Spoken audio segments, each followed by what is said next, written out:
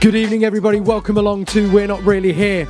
After winning the title midweek, thanks to Leicester beating our rivals Manchester United, we play our first match as the new Premier League champions. Wow, it feels good to say that.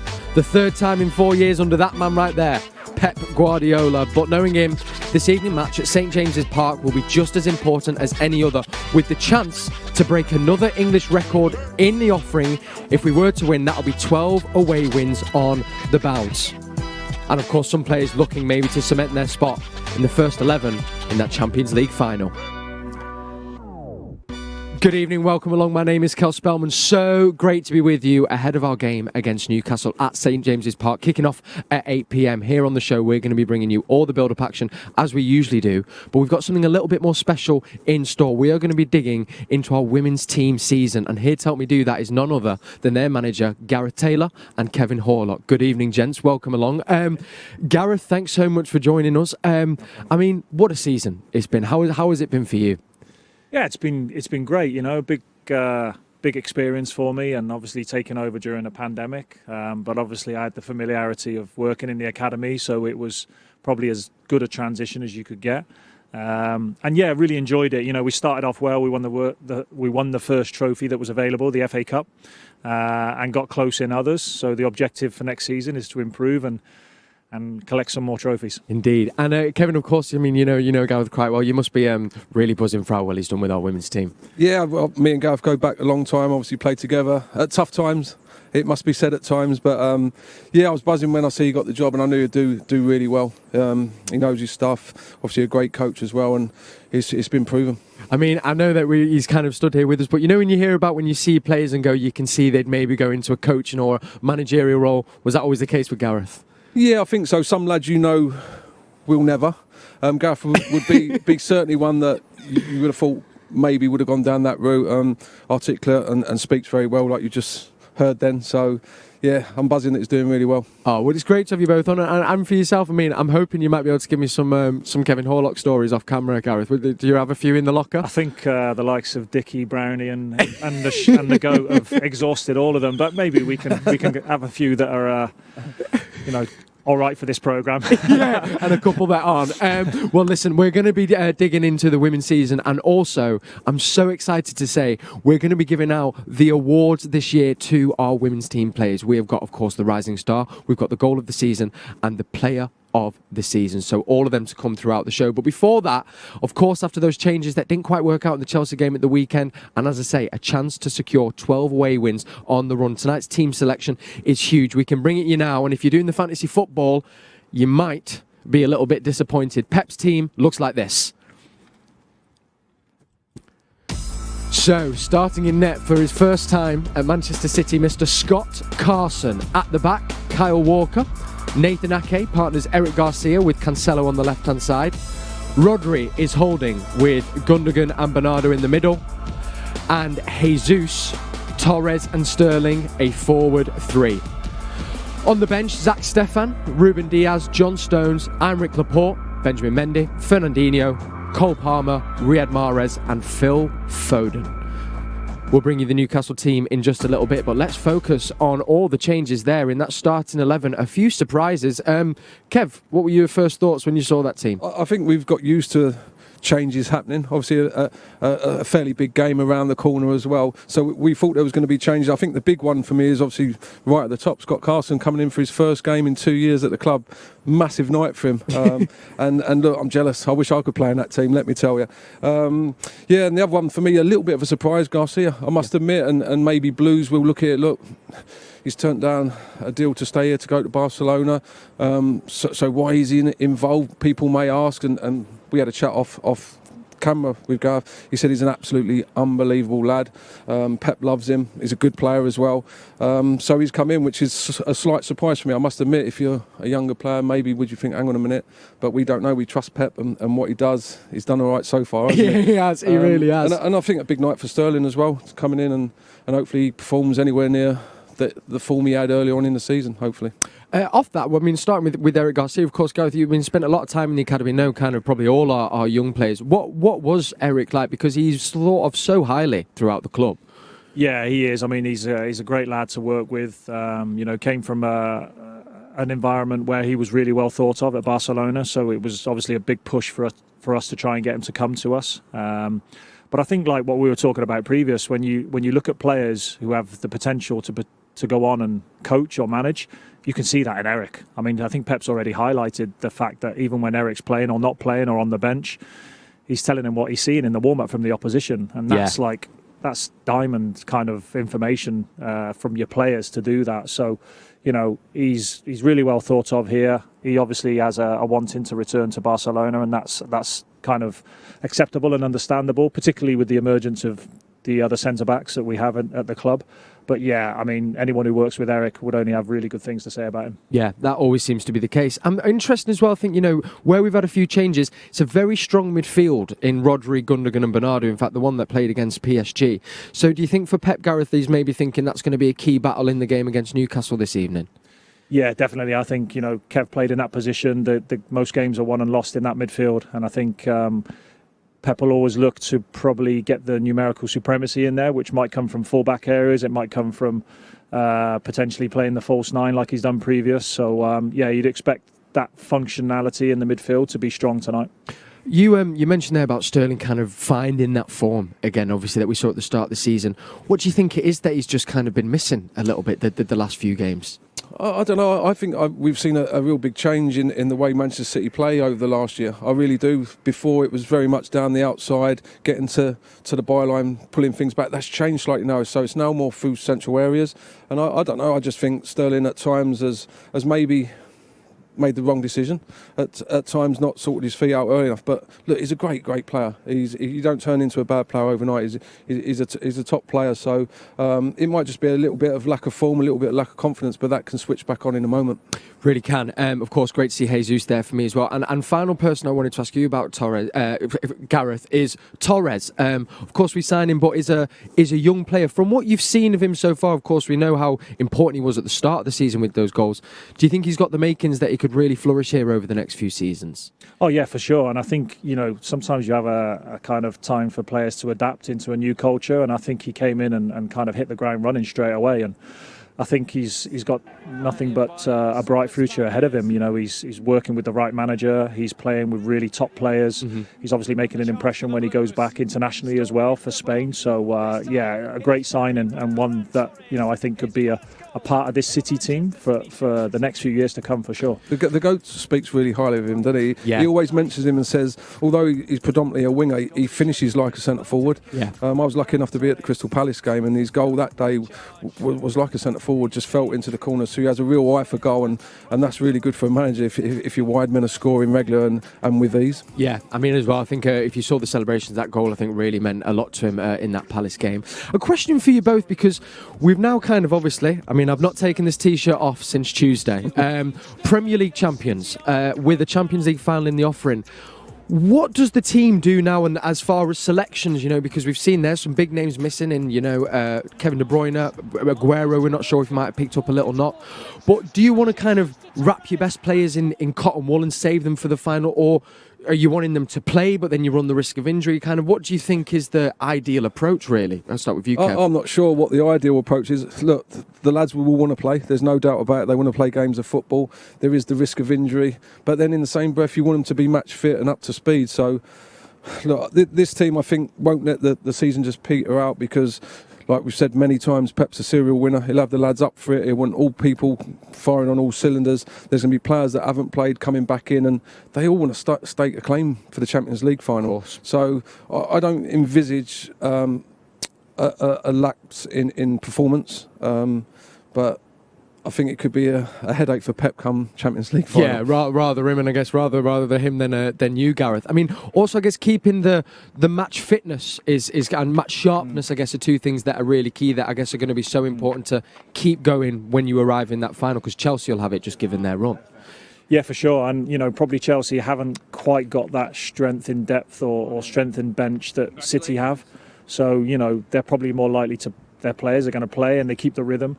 And I think Pep will have an idea of what his team will be, but knowing him kind of the way I do and seeing how he operates, he's very much about the next game, focusing on the next game. And, if you start to look a little bit too far ahead, and I understand that people's eyes will be on the Champions League final, that's when the kind of rug can be pulled from beneath you, So he'll have an idea, but I think also there'll be an opportunity for some to kind of stake a claim and maybe cement a place in that team. But again, I think starters, finishers, it's a squad game now. With the amount of subs that you can make, the subs are going to have a huge impact on that Champions League final. I'm pretty sure of it for both teams. And as someone who kind of is in management, Gareth, how hard is it to have created, I guess, the atmosphere and this kind of squad mentality that we've really, I think, seen come into its own this season? I've not seen it anywhere else in the league before, and actually, given you've got 24 players, all very good, it must be very difficult to have created the atmosphere that has been created. Yeah, and like you say, I mean, there's been no change or drop in the level of performance no matter what team Pep has put out, pretty much in general. So to keep players happy is not an easy job. But I think City have been doing this for a few years now, where they understand that with all of the competitions that they enter, they want to be successful, and they understand that it's going to take a squad to do that. And you might play and play well and come out of the team. You might not play so well and stay in the team. You've got to be ready, and the players that are supporting, are as important as the players who were starting for me. Yeah. Thank you, Gareth. Now, there was some great clips coming out this week, of course, some celebrations that were taking place at the CFA after we were crowned Premier League champions. I was just thinking, Kev, probably not celebrations like you will have been enjoying back in the day, do you think? Barbecue at Dickie's, probably not. Yeah, barbecue at Dickie's. Yeah. Do you know what? Yeah. We celebrate a few times, and I remember waking up one morning after a celebration at the end of the season, and I couldn't work out why my arms were hurting so much. And Dickie said, "No, it was because I kept doing that all night." Yeah, we had some mad ones, but it was probably more low key, I'd imagine. But I'd still love to have been there. Yeah, so would I. Well, do you know, we can now hear from one man who I'm sure is absolutely buzzing to be coming out on the pitch later on at 8 p.m. First time starting for Manchester City in the last 2 years. Scott Carson is in goal, and we can hear what he has to say now ahead of our game at St James's Park against Newcastle United. Scott, an absolutely fabulous moment for you. 2 years, you've been on the bench many times, but you've never made your Manchester City debut. Tonight's the night. Tell us how you feel about it and when you found out about it. No, obviously I'm over the moon to get a chance to play. There was a chance I could have played last season, but obviously Eddie was going for the Golden Glove, and I think Norwich scored, and then VAR ruled it offside. So I was just getting my shin pads on. But Shabby, the goalkeeping coach, told me yesterday. So obviously delighted, and I thought my Premier League days were over, but thankfully I've never give up, and I've got a chance tonight. How surprised were you? Yeah, of course, yeah, I'm surprised, but obviously since I've been there, I've just tried to work hard as I can and be there if needed. And obviously, thankfully, the manager's he's obviously seen that, and he's given me a game tonight. I mean, age 35, you're a very experienced goalkeeper, but is there a little bit of nerves? Yeah, there always is. Yeah, every game you play, but I think that's good. Even with the experience and things, it's still good to be a little bit nervous. Great occasion for you. All the very best. Thank you. Cheers, Scott. Well, absolutely buzzing to see Scott Carson starting in net, his debut for Manchester City since 2019, of course, when he joined. Very excited for that. Let me bring you the Newcastle starting 11. I think all City fans on our defence will be a little bit happy to know that it seems that Wilson might have picked up a little knock because he's not starting or on the bench. We have Dubravka in net, Dummer, Kraft, Murphy and Ritchie. Then we've got Fernandes, Shelvey, and it looks like Willock in the middle with Almiron, St Maximin and Joel Linton up front. On the bench they've got Gale, Sean Longstaff, Matthew Longstaff, Gillespie, Clark, Hendrick, Manquillo, Lewis and Carroll. I mean, we've seen the kind of form of Wilson. I think we'll be a little bit happy that he's not in, but you look at that front three, Gareth, of Almiron, St Maximin and Joel Linton, there are goals there, aren't there? Yeah, they're certainly going for it. I mean, knowing Steve like I do, I worked with him previously. He'll want to finish the season off strong, and they'll look to kind of improve on their Premier League status and try and jump up a place or two. They'll probably realise that it's going to be tough tonight against a City team, albeit with a few changes. But yeah, that's an attack-minded front three for sure. And Willock's a good player, caused problems for many teams. But I think Wilson, there has to be a bit of a sigh of relief for the City fans that he's not starting today. I've got to say, I thought it was a throwback then. Is that Keith Gillespie and Lee Clark on the bench? I thought we were going back 15, 20 years then. I mean, and for you, to you, Kev, I mean, obviously we look at that front three, but it does seem that Newcastle have turned a bit of a corner. There was the middle part of the season where they seem to be really struggling. It seems that Steve Bruce has managed to turn it round. Yeah, they've been up and down, but they've got the ability to win games and hurt teams. So I think it's going to be quite a tough game tonight. I must admit, I know we've made changes. I think, like Gareth said, I think they'll want to finish the season strong because of the ups and downs. So I think it could be a tough one, maybe tougher than most would think. Do you think as well there'll be a little bit where them players, they look at the City team, and if you're seeing that Diaz, is on the bench, Mahrez on the bench, Foden, De Bruyne not even the squad, it gives you that little confidence boost and think they'll be thinking, we actually might get something today? I'm not sure about that. The squad's that good. I think whoever comes in is still top class. I think back in the day it was a little bit like that because squads weren't like what we see today. I remember turning up and someone being injured and being ecstatic and think, oh, good, I can have a half-decent game today. But I think the squad's that good. It may cross their mind, but they'd be silly to do that because the players coming in are strong. They really are. All right, we are not really here. Cel Spellman here with you, Gareth Taylor and Kevin Horlock, our special guest. We are doing something a little bit more special, though, on the show this evening, something I've been so excited about.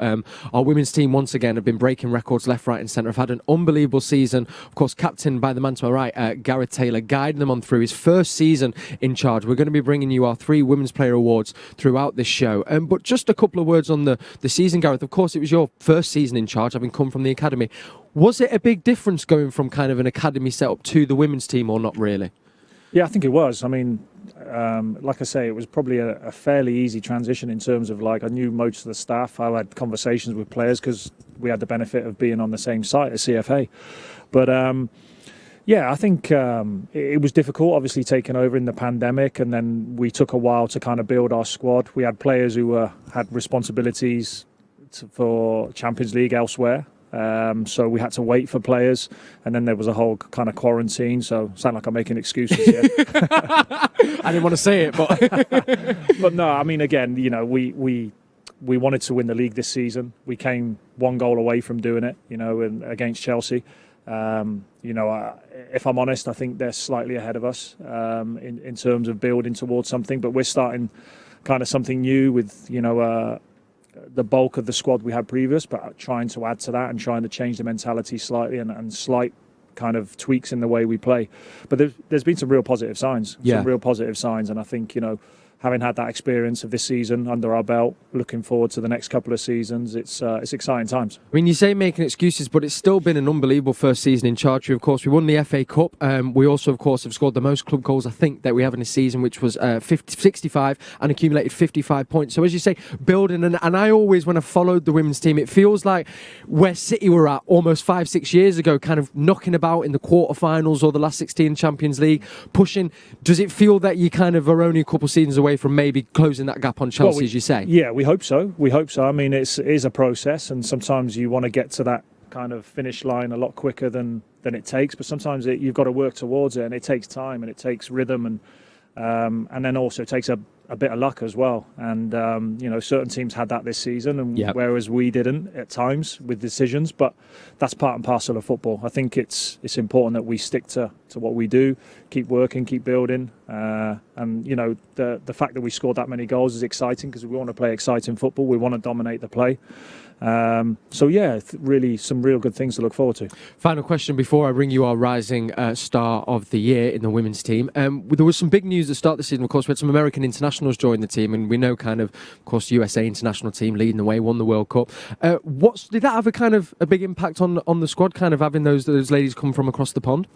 Well, I think it was a statement of intent and a statement, and I think we saw that over the other half of the city. They took 2 former World Cup winners as well. Yeah. So I think it's you could just see that the women's game is growing.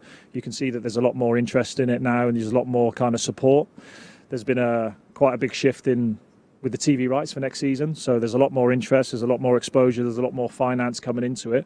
and that can only be good for the game. Yeah, rightly so as well. Well, without further ado, let's dig into our awards and get into this first award. Now, this first award is the Gatorade Rising Star Award, and it has been voted for by you wonderful fans at home. And it gives me great pleasure to welcome onto the show winner of the Rising Star Award, Esme Morgan. Welcome along, Esme. So great to have you on We're Not Really Here. Congratulations. I guess first things first, chosen for by the fans. How does it feel to have won the Rising Star Award? Yeah, I'm really surprised, to be honest, because we have so many good young players at the club. Obviously, people like Lauren Hemp, Chloe Kelly, Jess Park. Yeah, when I got told, I was flattered. But yeah, really pleased, and yeah, it's really nice to receive it. And how has the season been for you? I think we're going to be looking at some clips as well of you throughout the season. But how has the season been for you personally, Esme? I've loved it. I think I've played a lot more than I would have probably expected to coming in at the start of the season, having come back from Everton last year. But I've had such a good experience. I've played in so many big games, which again I would never have expected to do. And I think that's been so valuable and something that's really sort of given me a kick and given me a lot more drive to want to have more of those experiences in future and keep developing and improving to hopefully be a more integral part of the team moving forwards. Talk through this, Baz. Some lovely techers over here, just the casual around the world, Esme. I mean, as well, I guess we know that is Everyone loves to outrageous, show off. by the way. Do you know what I mean? I say that, I can just about do 3 or 4. But I guess as well, you know, for the young players, techers again, to have them kind of some of the experience you've got in, say, your captain Steph, of course, and maybe some of those, you know, American internationals, it must be great for a young player like yourself. Yeah, I think when you're surrounded by these people, the only thing you can do really is learn from them. Like, you're watching them every single day in training, the little things they do, both on and off the pitch, like the professional side of it, the things they eat, how they like to recover. People like Sam Mewis do every single thing they can after training to be ready just for the next day. Wow. And I think you can learn so much just from observing people like that. And obviously watching players like Lucy Bronze up close has been amazing. She's one of the best players in the world. So I've just tried to take little nuggets of bits from their game and try and put them into my own, which is easier said than done, but I'm working on it. You're getting there, though. I mean, Yeah. and the award there, it says it all. I mean, Gareth, the Rising Star Award, I mean, just how impressed have you been with Esme this season? Yeah, fully deserved. I mean, she's had a really good experience on playing on loan at last season or the season before with Everton,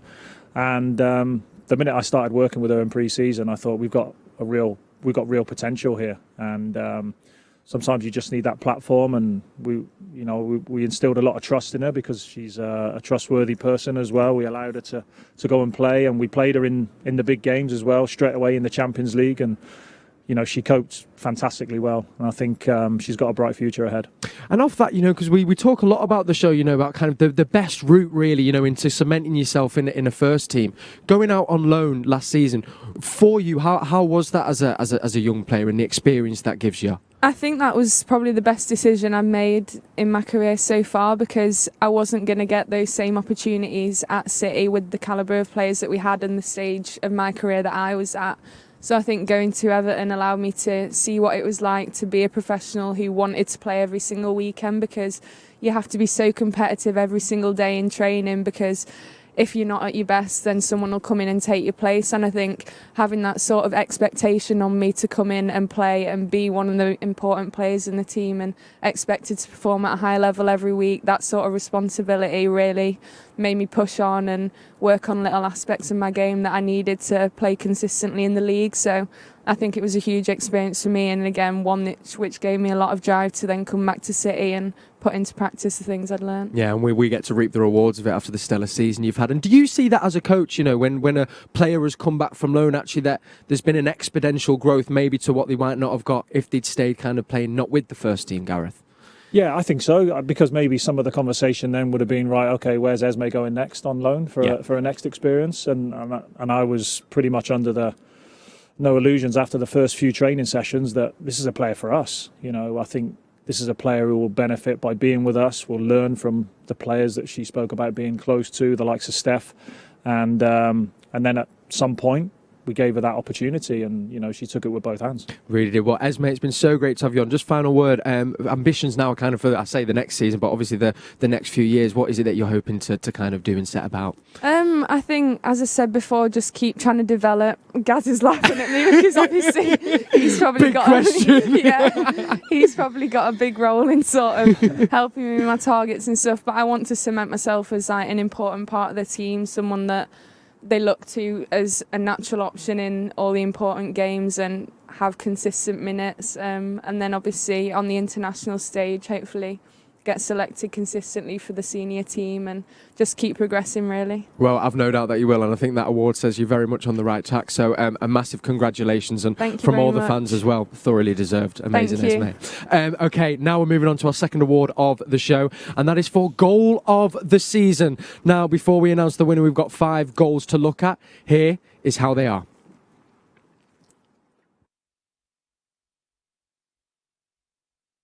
Have a player still down. Manchester City will continue. And again, a fabulous effort from Chloe Kelly. Well, she's had 2 chances in this game. My word, did she take the third. Bonnet through the middle towards Laura Coombs. Coombs has got a chance here, and she finds the net against her former club. Laura Coombs driving through in midfield, scooping the ball over Riley Foster. It's a great goal by Coombs there. The touch and the finish, you can't really fault that, and there's not much Riley can do. It's a great ball as well.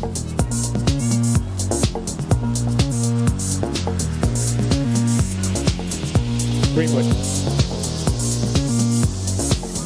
And Lauren Hams, not bad. Oh, it's a super goal.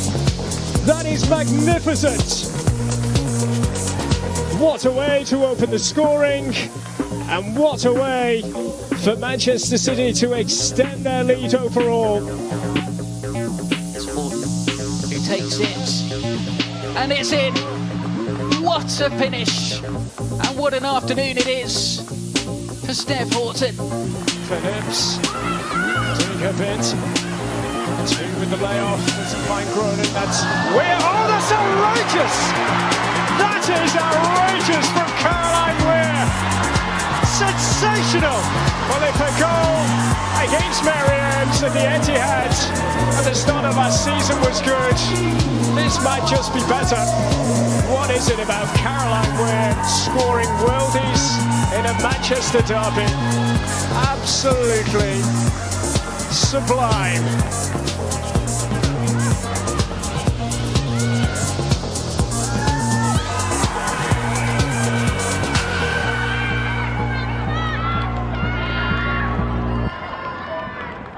And the winner of the Nissan Goal of the Season was that final goal there. The absolutely outrageous chip from our very own Caroline Weir. Welcome along. And I'm going to ask the question that was asked there. What is it about you scoring wonder goals in a Manchester derby?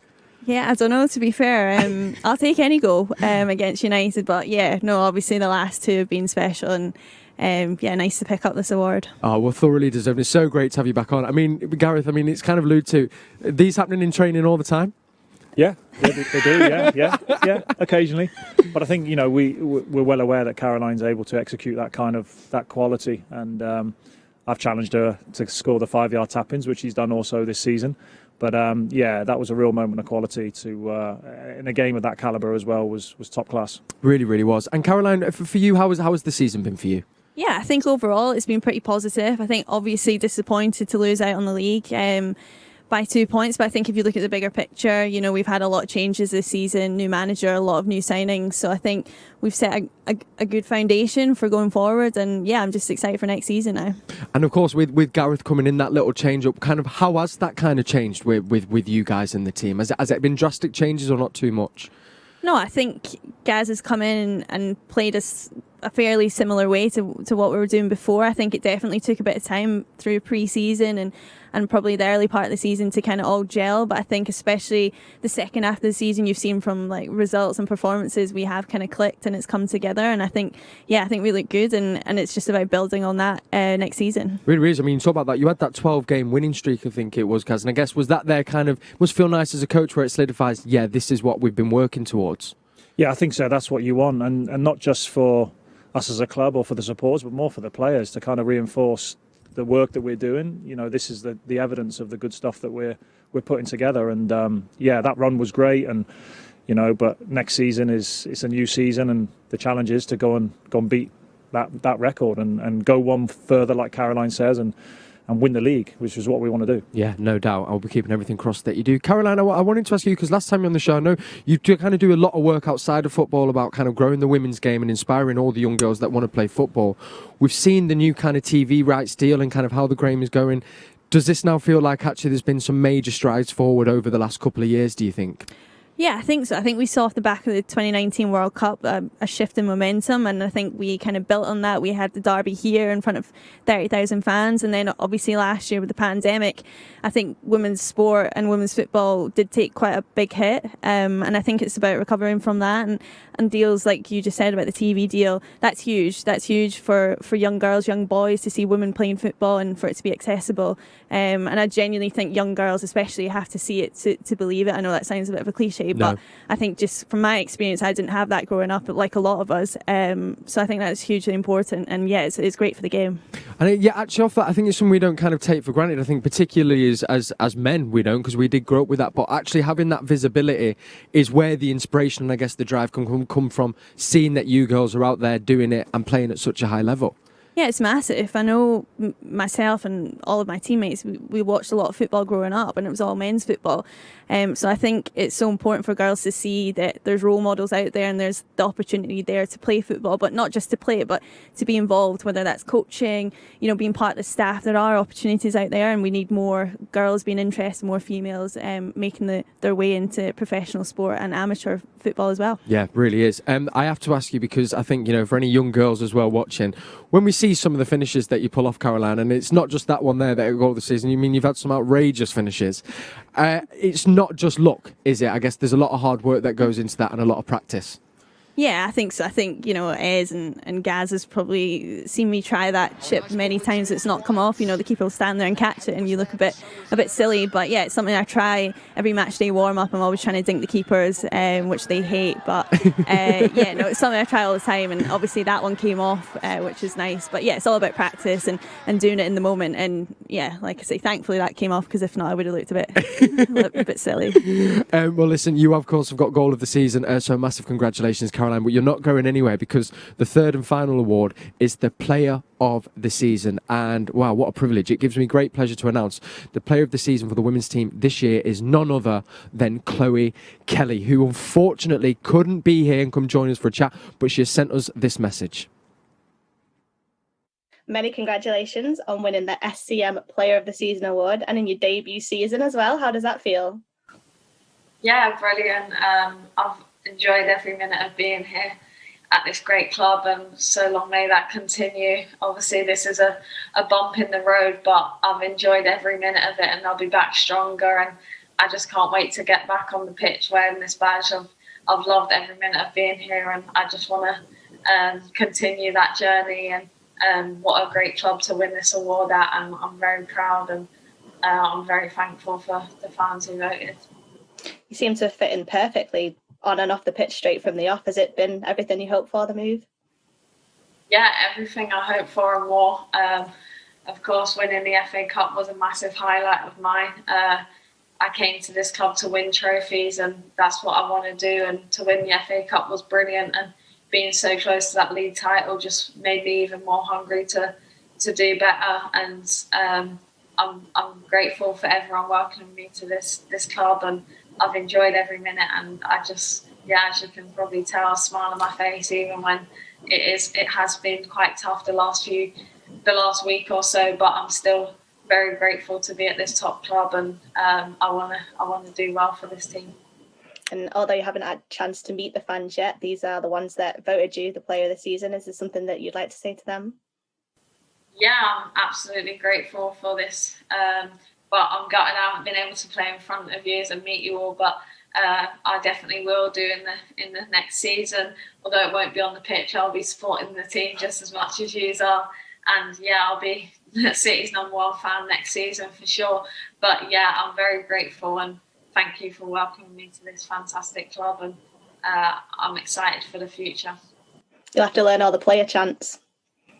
I know, exactly. Yeah, I definitely will. I'll be singing at the top of my voice, I'm sure. Many thanks, Chloe. Thank you so much, and obviously wishing you a very speedy recovery. Can't wait to see you back on the pitch.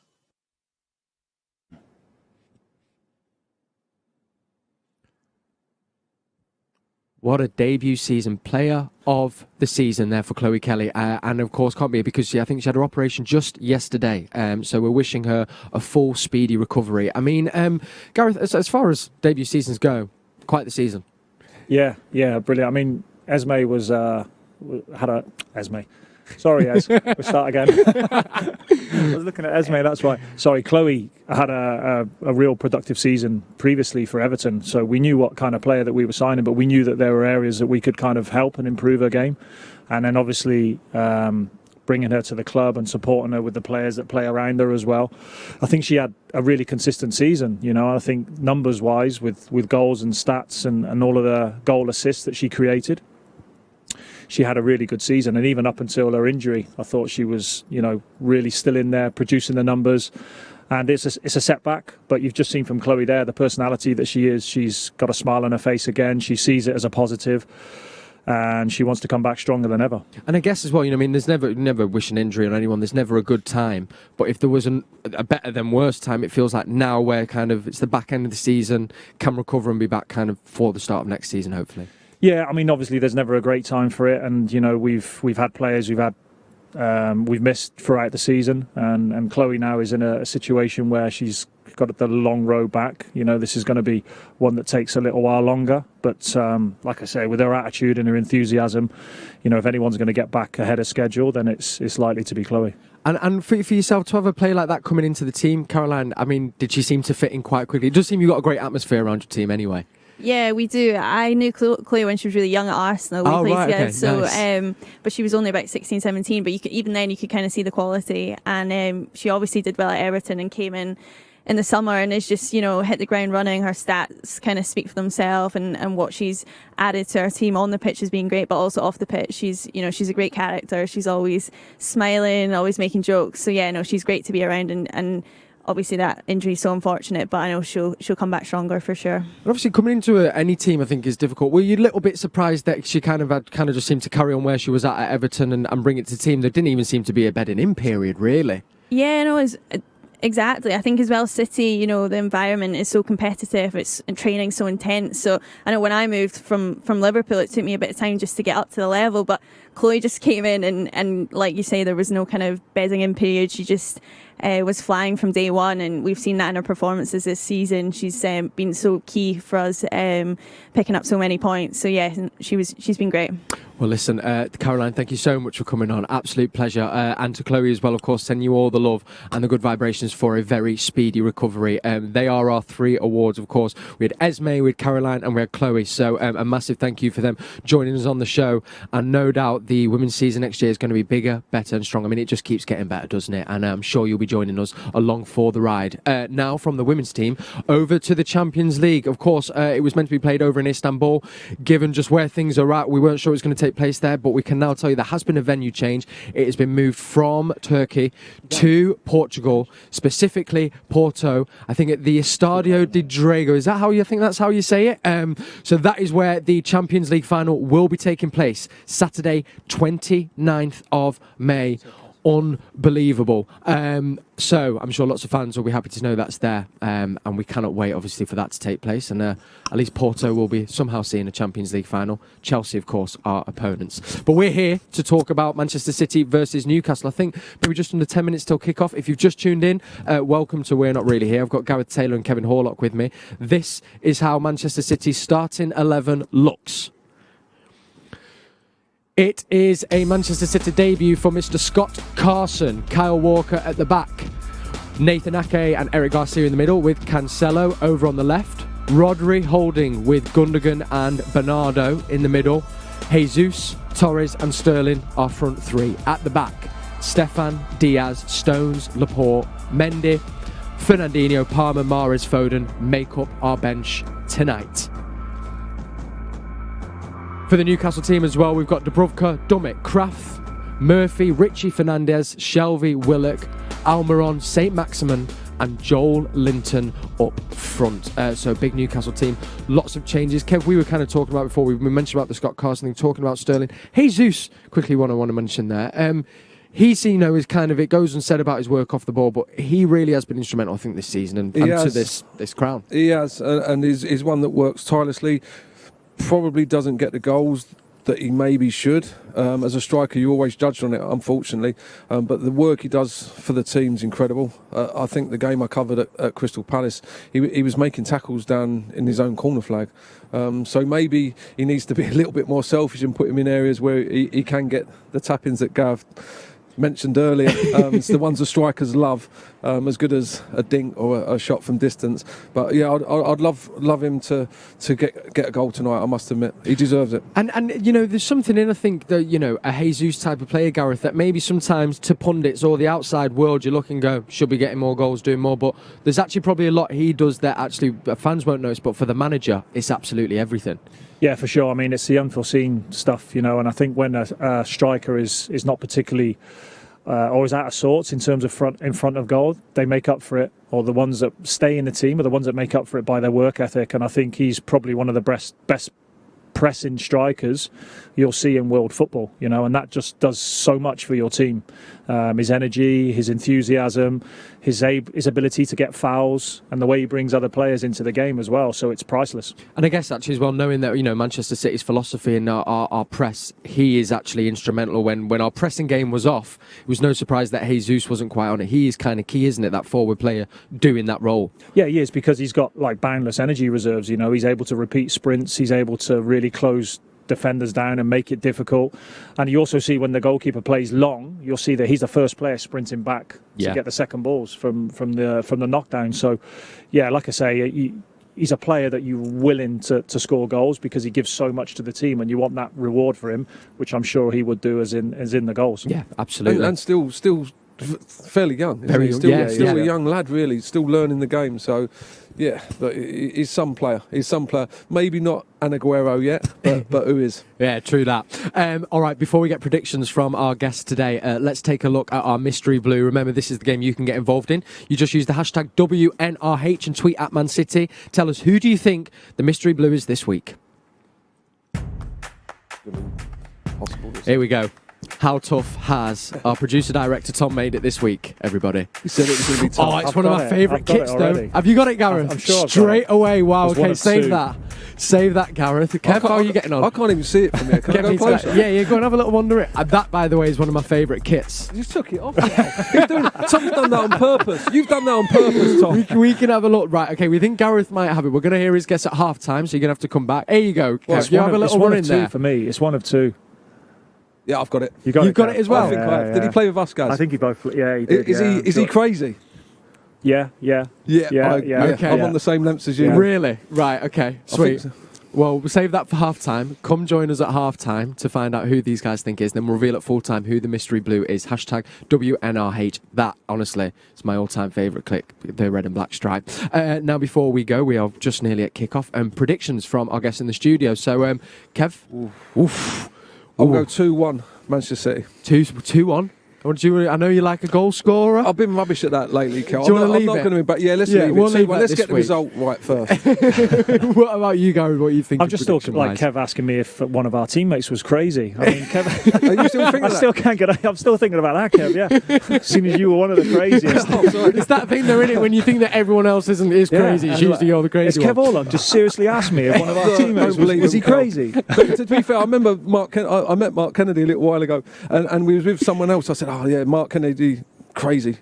He went, it's funny you say that. I say that about you every time I meet someone. But I don't know. Yeah, sorry, Cal. No. For me, I would go with 3-1 City. 3-1 Manchester City. Yeah, right, gents. What an absolute pleasure. Once again, a massive congratulations to our winners of the Player of the Year award and, of course, Goal of the Season and Rising Star Award. So great to have them on the show.